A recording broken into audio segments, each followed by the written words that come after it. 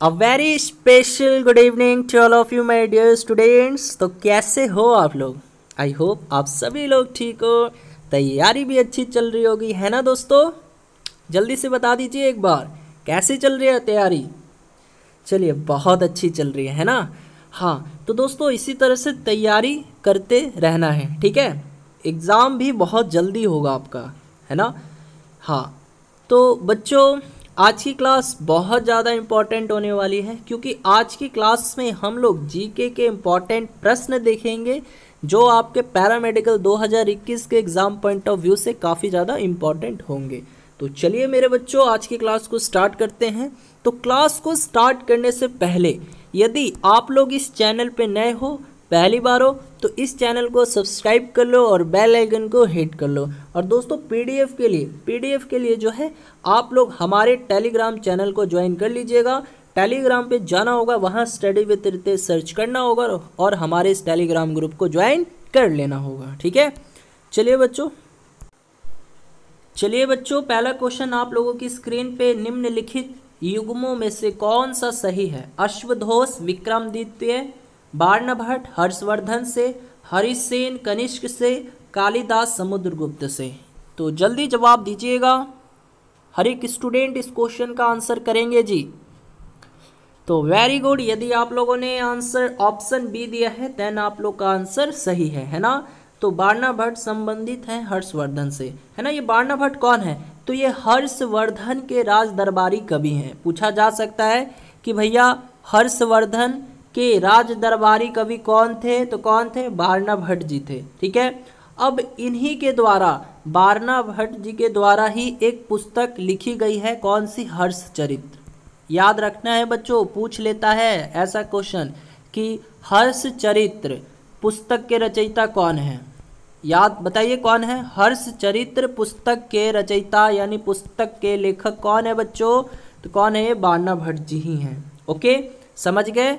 हाँ, चलिए अब देखिए, यहाँ से बात करेंगे हम लोग कनिष्क के बारे में, ठीक है? तो ये कौन थे? तो ये किस वंश के शासक थे? पूछा जा सकता है कि कनिष्क किस वंश के शासक थे बच्चों? किस वंश के शासक थे? बता दीजिए। कनिष्क जो हैं ये किस वंश के शासक थे? तो जी हाँ दोस्तों, किस वंश के शासक थे? कुषाण, है ना? कुषाण जो कि एक वंश था, इसी वंश के ये शासक थे। और अच्छा एक चीज़ बताइए, तो कुषाण वंश के पूछा जाता है कभी कभी कि कुषाण वंश के जो संस्थापक थे वो कौन थे? बता दीजिए, बताइए जल्दी से। कुषाण वंश के संस्थापक थे वो कौन थे बच्चों? तो याद रखना है, इनका नाम है कुजुल कडफिसेस। क्या नाम है? कुजुल, है ना? कुजुल कडफिसेस। अजीब नाम है लेकिन याद करना ही पड़ेगा, ठीक है? कुजुल कडफिसेस, कुषाण वंश के जो संस्थापक थे वो कौन थे? कुजुल कडफिसेस थे, ठीक है? और इस कुषाण वंश की राजधानी कहाँ थी? ये कभी कभी पूछ लेता है, तो जल्दी से बता दीजिए कुषाण वंश की राजधानी। जल्दी से बता दीजिए बच्चों, कुषाण वंश की राजधानी कहाँ थी? तो जी हाँ दोस्तों, कहाँ थी? ये कहाँ थी? वेरी गुड, बताइए जल्दी से। पुरुषपुर, पुरुषपुर, पुरुषपुर, या कभी कभी पुरुषपुर ना देकर आपको, हाँ पुरुषपुर ना देकर पेशावर भी दिया जा सकता है, पेशावर। तो इसको भी मैं लिख देता हूँ नीचे, पेशावर, ठीक है? पेशावर, ठीक है? तो कुषाण वंश की जो राजधानी थी पुरुषपुर यानी पेशावर थी, ठीक है? चलिए बढ़ते हैं अगले क्वेश्चन की तरफ। अच्छा बच्चों, एक चीज़ मुझे बताओ, यहाँ से हरिसेन दिया हुआ है, ठीक है? इनके बारे में भी पूछ लेता है कभी कभी बच्चों कि ये जो हरिसेन थे, है ना, ये जो हरिसेन थे ये किस राजा के दरबारी कवि थे? हरिसेन जो थे ये किस राजा के राज दरबारी कवि थे? बता दीजिए। हाँ, तो किस राजा के दरबारी कवि थे ये? समुद्रगुप्त, ठीक है? देखिए प्रश्न कैसे पूछेगा, प्रश्न ऐसे पूछेगा कि समुद्रगुप्त, प्रश्न पूछेगा कि समुद्रगुप्त का राज दरबारी कवि कौन था? समुद्रगुप्त का राज दरबारी कवि कौन था? तो कौन था? बताइए कौन था? तो ये कौन थे? हरिसेन जी थे, ठीक है? हाँ, चलिए बढ़ते हैं अगले क्वेश्चन की तरफ। चलिए बच्चों, अगला क्वेश्चन है, भारत में योजना अवकाश किसके बाद हुआ? 1962 ईस्वी चीन युद्ध के बाद, 1966 ईस्वी का सूखा के बाद, 1971 ईस्वी का पाकिस्तानी युद्ध के बाद, या 1965 ईस्वी का पाकिस्तानी युद्ध के बाद? जल्दी जवाब दीजिएगा कि भाई भारत में जो योजना अवकाश है वो किसके बाद आया, यानी किसके बाद हुआ? तो जी हाँ दोस्तों, यदि आप लोग जवाब दे रहे हैं 1966 ईस्वी सूखे के बाद, तब आप लोगों का क्वेश्चन का आंसर सही है ना। तो ऑप्शन बी जो है इस क्वेश्चन का राइट आंसर हो जाएगा। ठीक है, अब देखिए बात करेंगे 1962 ईस्वी में। तो 1962 ईस्वी में आपको पता है भारत और चीन के बीच युद्ध लड़ा गया था। पूछा जाता है कभी कभी कि भारत और चीन के बीच युद्ध कब हुआ था, तो बच्चों कब हुआ था? ये 1962 ईस्वी में हुआ था। इसी तरह भारत और पाकिस्तान के बीच इंडो पाक युद्ध कब हुआ था? भारत और पाकिस्तान के बीच युद्ध कब हुआ था? 1971 में भी हुआ था और 1965 में भी हुआ था, है ना। पूछा जाता है कि इंडो और पाक युद्ध कब हुआ था, तो 1965 में भी हुआ था, 1971 में भी हुआ था। कब कब हुआ था आप लोग जो है क्लास ओवर हो जाने के बाद वीडियो के कमेंट सेक्शंस में मुझे बताएंगे। ठीक है, 2-3 और युद्ध हैं जो हुए थे, वो कब कब हुए थे सबका बताना है आपको। ठीक है, हाँ। अब देखिए यहाँ से बात आया है बच्चों योजना अवकाश के बारे में। तो कभी कभी योजना आयोग के बारे में भी एग्जाम में एक बार पूछा है कि योजना आयोग की स्थापना कब हुई? बता दीजिए योजना आयोग की स्थापना कब हुई बच्चों? बिल्कुल फास्ट, थोड़ा देखूं कौन कौन बच्चे राइट आंसर दे पाते हैं। जल्दी बताइए, योजना आयोग की स्थापना कब हुई थी? तो वेरी गुड, कब हुई थी? 15 मार्च 1950। पूरा फुल डेट के साथ बताना है, 15 मार्च 1950 को। और योजना आयोग का अध्यक्ष कौन होता है? अध्यक्ष कौन होगा? मैंने ये भी बताया था, योजना आयोग के जो अध्यक्ष होते हैं वो कौन होते हैं? देश के प्रधानमंत्री, है ना। हाँ, और प्रधानमंत्री बनने के लिए उम्मीदवार की न्यूनतम आयु कितनी वर्ष होनी चाहिए? बिल्कुल फास्ट, बिल्कुल फास्ट। प्रधानमंत्री बनने के लिए कोई भी उम्मीदवार होगा तो उसकी न्यूनतम आयु कितनी वर्ष होनी चाहिए? जी हाँ दोस्तों, 25 वर्ष। ठीक है, हाँ 25 वर्ष। चलिए बढ़ते हैं नेक्स्ट क्वेश्चंस की तरफ। अगला क्वेश्चन है बच्चों, संघ लोक सेवा आयोग का सदस्य अपना इस्तीफा किसे सौंपता है? बताइए, राष्ट्रपति, लोकसभा अध्यक्ष, सर्वोच्च न्यायालय के मुख्य न्यायाधीश, प्रधानमंत्री? जल्दी से। संघ लोक सेवा आयोग के जो सदस्य होते हैं बच्चों, है ना, वो अपना रेजिग्नेशन किसे सौंपते हैं? तो वेरी गुड, देश के राष्ट्रपति को। ठीक है, हाँ, देश के राष्ट्रपति को वो अपना इस्तीफा जो है सौंप सकते हैं। अब देखिए कभी कभी ये भी पूछ लेता है कि संघ लोक सेवा आयोग के जो सदस्य हैं, है ना, इनकी नियुक्ति संविधान के किस अनुच्छेद के अंतर्गत होती है? बताइए, संघ लोक सेवा आयोग के जो सदस्य हैं इनकी नियुक्ति कौन करेगा?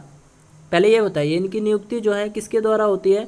तो देश के राष्ट्रपति जी के द्वारा होती है। ठीक है, और ये किस संविधान के अनुच्छेद के अंतर्गत इनकी नियुक्ति होती है? तो ये भी याद रखना है, अनुच्छेद 316, है ना। तो संघ लोक सेवा आयोग के सदस्य की नियुक्ति संविधान के अनुच्छेद 316 के अंतर्गत होती है। ओके, हाँ। चलिए बढ़ते हैं अगले क्वेश्चन की तरफ। अगला क्वेश्चन है बच्चों, पंचायती राज की त्रिस्तरीय समिति का गठन किसके द्वारा किया गया था? जल्दी से जवाब दीजिएगा। पंचायती राज की त्रिस्तरीय समिति का जो गठन है वो किसके द्वारा किया गया था? तो बलवंत राय मेहता समिति द्वारा, या अशोक मेहता समिति द्वारा, या विश्व वैसरिया या सिंधवी समिति द्वारा? तो जी हाँ दोस्तों, यदि आप लोग जवाब दे रहे हैं ऑप्शन ए, देन आप लोगों का आंसर सही है ना। तो पंचायती राज की त्रिस्तरीय समिति का गठन जो है बलवंत राय मेहता समिति की अनुशंसाओं के आधार पर किया गया था। और इस समिति के अनुसार ग्राम स्तर पर ग्राम पंचायत, प्रखंड स्तर पर, है ना, पंचायत समिति तथा जिला स्तर पर जिला परिषद का गठन किया गया था। ये याद रखना है आपको। ठीक है, तो आपको बेसिकली इतना याद रखना है कि पंचायती राज की त्रिस्तरीय समिति का गठन किसकी सिफारिश पर हुआ था? हाँ, तो बलवंत राय समिति, है ना, ऑप्शन ए। ठीक है, चलिए बढ़ते हैं अगले क्वेश्चन की तरफ। अगला क्वेश्चन है बच्चों, 7वीं अनुसूची में किस विषय का वर्णन है? बताइए तो। लोकसभा के अध्यक्ष के भत्ते और पेंशन संधि, या भाषाओं का उल्लेख, या संघ सूची, राज्य सूची, एवं समवर्ती सूची का वर्णन है या पंचायती राज का उल्लेख है? जल्दी से बता दीजिए। तो जल्दी से बताइएगा बच्चों, 7वीं अनुसूची में किस विषय का वर्णन किया गया है, किस विषय के बारे में बताया गया है? वेरी गुड, सूची के बारे में बताया गया है ना, संघ सूची, राज्य सूची और समवर्ती सूची, है ना। अब देखो कभी कभी पूछ लेता है आपके एग्जाम्स में, जैसे शिक्षा ये किस सूची का विषय है? बताइए, समवर्ती सूची का, राज्य सूची का, संघ सूची का, यानी कनकरेंट लिस्ट का, स्टेट लिस्ट का या यूनियन लिस्ट का? बताइए तो एजुकेशन जो है ये किस सूची का अंतर्गत आता है? वेरी गुड, किस सूची के अंतर्गत आता है? ये समवर्ती सूची के अंतर्गत आता है, ठीक है। हाँ, और कभी कभी ये भी पूछ लेता है कि वन, बताइए ये किस सूची के अंतर्गत आता है? जल्दी से। तो जी हाँ दोस्तों, वन जो है ये भी समवर्ती सूची के अंतर्गत आता है, ठीक है। और कभी कभी ये भी पूछ लेता है जनगणना का, बताइए तो जनगणना ये किस सूची के अंतर्गत आता है? वेरी गुड, ये किस सूची के अंतर्गत आता है? बताइए जल्दी से, जनगणना यह किस सूची के अंतर्गत आता है? तो जी हाँ दोस्तों, ये किस सूची के अंतर्गत आता है? संघ सूची के अंतर्गत आता है, ठीक है। हाँ, और इसी तरह से कृषि हो गया आपका, कृषि, और फिर परिवहन, कृषि, परिवहन, ये सब किस सूची के अंतर्गत आते हैं? ये तो पूछता ही है कृषि और परिवहन के बारे में, तो ये राज्य सूची के अंतर्गत आते हैं, ठीक है। हाँ, तो इतना याद कर लीजिएगा। अब देखिए, ये तो था 7वीं अनुसूची के बारे में आपको बताना था कि इनमें से 7वीं अनुसूची में जो है किस विषय का वर्णन किया गया है। अगर मैं आपसे पूछूं कि 8वीं अनुसूची में किस विषय का वर्णन किया गया है, क्या जवाब दीजिएगा? बता चुका हूँ और उम्मीद करता हूँ हर एक स्टूडेंट जवाब देंगे। 8वीं जो अनुसूची है इसमें किस विषय का वर्णन किया गया है? हर एक स्टूडेंट जवाब देंगे, मैं देख रहा हूँ सबका कमेंट, जल्दी से बताइए। हाँ, तो वेरी गुड, इसमें भारत की 22 भाषाओं का उल्लेख किया गया है ना। हाँ वेरी गुड, इसमें जो है बच्चों 22 भाषाओं का उल्लेख किया गया है, यानी 22 भाषाओं के बारे में बताया गया है संविधान की 8वीं अनुसूची में, ठीक है। हाँ, चलिए बढ़ते हैं अगले क्वेश्चन की तरफ। अगला क्वेश्चन है बच्चों, रॉलेट अधिनियम किस वर्ष में पारित किया गया था? जल्दी से बता दीजिए, रॉलेट एक्ट जो था वो किस वर्ष में आया था? 1917 ईस्वी में, 1919 ईस्वी में, 1921 ईस्वी में, 1923 ईस्वी में? आया हुआ क्वेश्चन है, आया हुआ क्वेश्चन है, बताइए। रॉलेट एक्ट जो है, ये रॉलेट एक्ट अधिनियम ये किस वर्ष में आया था बच्चों? अगर डेट भी मालूम है तो बता दीजिए, डेट भी मालूम है बताइए जल्दी से। देखना है कि कौन कौन जीनियस है यहाँ पे, कौन कौन पढ़ने वाले हैं जो एकदम डेट के साथ आंसर करते हैं। वेरी गुड, है ना। तो रॉलेट एक्ट अधिनियम ये किस वर्ष में पारित किया गया था? तो ये 19 मार्च 1919 में, है ना। हाँ, तो 19 मार्च 1919 को रॉलेट एक्ट लागू किया गया था। इसके अनुसार देखो, इसके अनुसार क्या था कि किसी भी संदेहास्पद व्यक्ति को बिना मुकदमा चलाए गिरफ्तार किया जा सकता था, है ना, परंतु उसके विरुद्ध ना कोई अपील, ना कोई दलील और ना कोई वकील किया जा सकता था, ठीक है। तो ये याद रखना है कि रॉलेट एक्ट अधिनियम जो है ये 19 मार्च 1919 को लागू किया गया था। चलिए बढ़ते हैं अगले क्वेश्चन की तरफ। अगला क्वेश्चन है बच्चों, निम्नलिखित में से किस अधिनियम द्वारा भारत में सांप्रदायिक निर्वाचक मंडल लागू किया गया? बताइए, 1909 ईस्वी में, 1919 ईस्वी में, 1935 में, इनमें से कोई नहीं? जल्दी से बता दीजिए बच्चों। और देखिए बच्चों, आप लोग इतनी संख्या में हो और लाइक इतना कम है, क्यों जी? लाइक में कंजूसी कर रहे हो? देखिए, एक लाइक दे देने से पता है काफ़ी ज़्यादा मुझे मोटिवेशन फील होता है, मुझे बहुत अच्छा लगता है गाइस। तो प्लीज़ एक लाइक दे दीजिए जल्दी से वीडियो को। अगर अच्छी लग रही हो, अगर इंटरेस्टिंग लग रही हो आपको ये क्लास, तो एक लाइक ज़रूर बनता है दोस्तों, दे दीजिए एक लाइक। चलिए, बहुत अच्छी बात है। अब आंसर दीजिए जल्दी से। हाँ, तो वेरी गुड, यदि आप लोगों ने आंसर दिया है ऑप्शन है 1909 ईस्वी में, देन आप लोगों का आंसर सही है। चलिए बच्चों, अगला क्वेश्चन है, एसफॉल्ट और बिटुमिनस किसके उत्पादक हैं? किसके उत्पादक हैं? यूरेनियम के, पेट्रोल के, कोयला के, तार के? जल्दी से बताइए। जल्दी से हर एक स्टूडेंट जवाब देंगे, जल्दी से। Very good. तो क्या आंसर होगा? एसफॉल्ट और बिटुमिनस ये किसके उत्पादक हैं? कोयला के। ठीक है, ऑप्शन सी जो है आपके इस क्वेश्चन का राइट आंसर हो जाएगा। चलिए बढ़ते हैं अगले क्वेश्चन की तरफ। अगला क्वेश्चन है बच्चों, भारत छोड़ो आंदोलन चलाया गया, क्यों चलाया गया? इंग्लैंड द्वारा भारत को द्वितीय विश्व युद्ध में फंसाने के चलते, या क्रिप्स मिशन की विफलता के कारण, या कांग्रेस नेताओं की गिरफ्तारी के कारण, या 1935 के अधिनियम का अनुसूचित कार्यान्वयन के कारण? जल्दी से जवाब दीजिएगा, हर एक स्टूडेंट जवाब देंगे, जल्दी से जवाब दीजिए। तो जी हाँ दोस्तों, यदि आप लोग जवाब दे रहे हैं ऑप्शन ए, देन आप लोगों का आंसर सही है। तो भारत छोड़ो आंदोलन किस लिए चलाया गया था? तो इंग्लैंड द्वारा भारत को द्वितीय विश्व युद्ध में फंसाने के चलते ये आंदोलन चलाया गया था।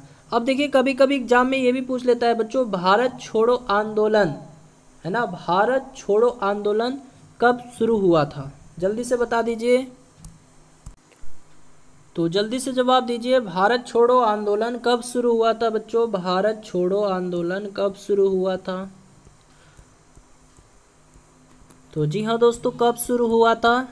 जल्दी से बताइए। तो 9 अगस्त 1942 में।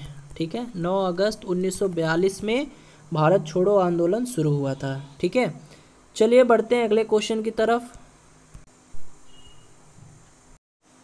चलिए बच्चों ध्यान दीजिएगा, अगला क्वेश्चन है, 1919 में गांधी जी द्वारा शुरू किया गया सत्याग्रह किसके विरोध में था? किसके विरोध में था? रॉलेट, जालियांवाला बाग हत्याकांड, या साइमन कमीशन, या एल्बर्ट बिल? जल्दी से बता दीजिए।